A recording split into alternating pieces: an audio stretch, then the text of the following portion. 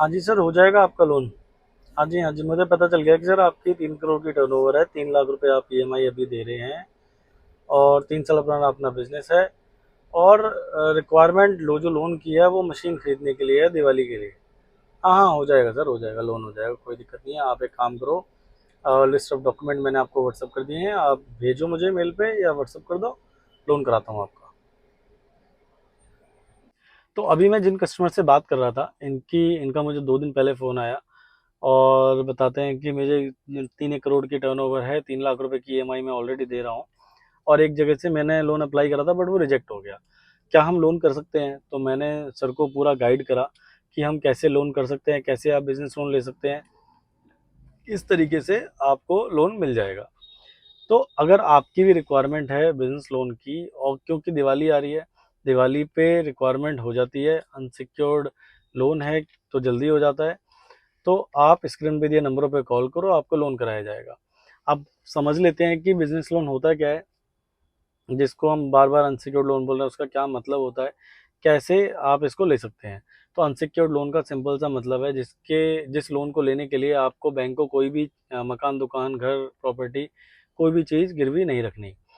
अब बैंक आपसे जो भी बैंक आपको लोन देगा, वो आपके सिविल, जो भी आपने लोन आज तक लिए उसको कैसे चलाया, जो आपकी टर्नओवर है, जो नंबर 1 की टर्नओवर है, जो कि आपकी जीएसटी 3B में दिखती है, एक आपकी जो बैंक स्टेटमेंट है, बैंक स्टेटमेंट में कितनी आप ट्रांजेक्शन करते हैं, कैसे करते हैं, कितना बैलेंस मेंटेन करते हैं, इस पे डिपेंड करता है।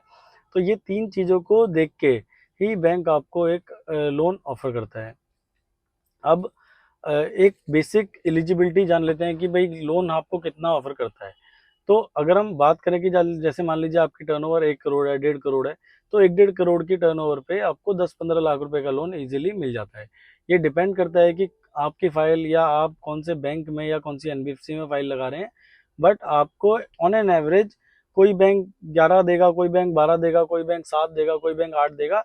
एक 1 1.5 करोड़ की टर्नओवर पे 7 8 लाख रुपए का लोन इजीली अवेलेबल हो जाता है। अब हम एक कुछ लिस्ट ऑफ डॉक्यूमेंट्स की बात कर लेते हैं। तो हम लिस्ट ऑफ डॉक्यूमेंट्स की बात कर लेते हैं। या तो आपकी कंपनी प्रोप्राइटरशिप है, पार्टनरशिप है या प्राइवेट लिमिटेड है। तो अगर आपकी कंपनी प्रोप्राइटरशिप है तो हमें सारे के सारे डॉक्यूमेंट प्रोप्राइटर के चाहिए, जो कि इंडिविजुअल होते हैं। तो इंडिविजुअल में आपका पैन कार्ड, आपका आधार कार्ड, आपका जीएसटी रिटर्न 12 महीने की, 12 महीने की बैंक स्टेटमेंट, जीएसटी सर्टिफिकेट, एक फ़ोटो और ओनरशिप प्रूफ। ओनरशिप प्रूफ में घर या ऑफिस में से किसी भी एक चीज़ का, बिजली का बिल या फिर पानी का बिल दे सकते हैं।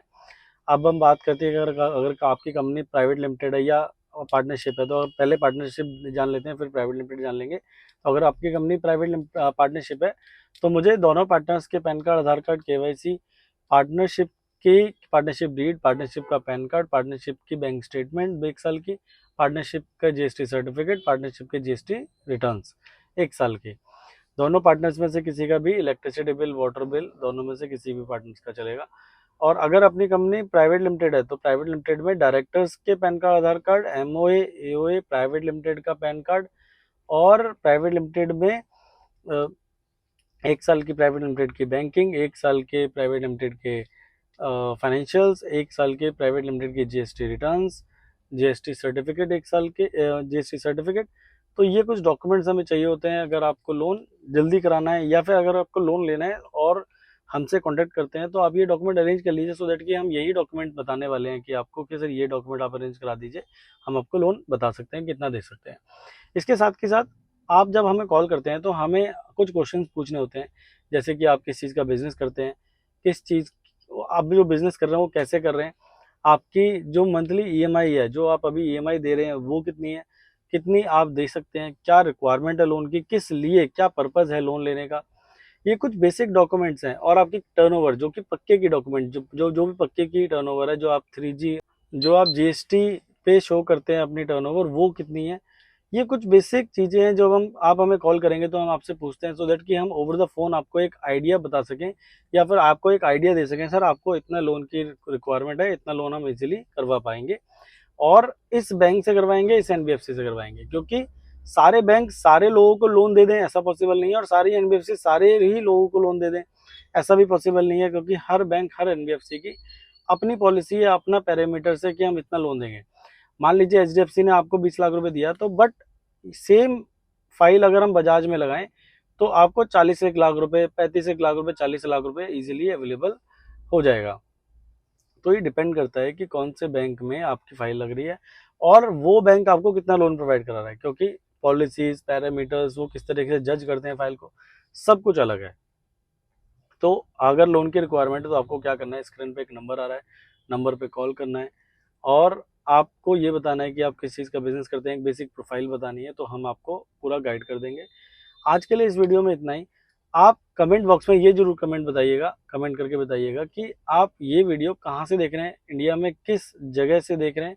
आप अपनी सिटी या अपने स्टेट का या गांव का नाम कमेंट बॉक्स में डाल सकते हैं, ताकि हमें पता चले कि हमारा वीडियो कहाँ से आप देख रहे हैं।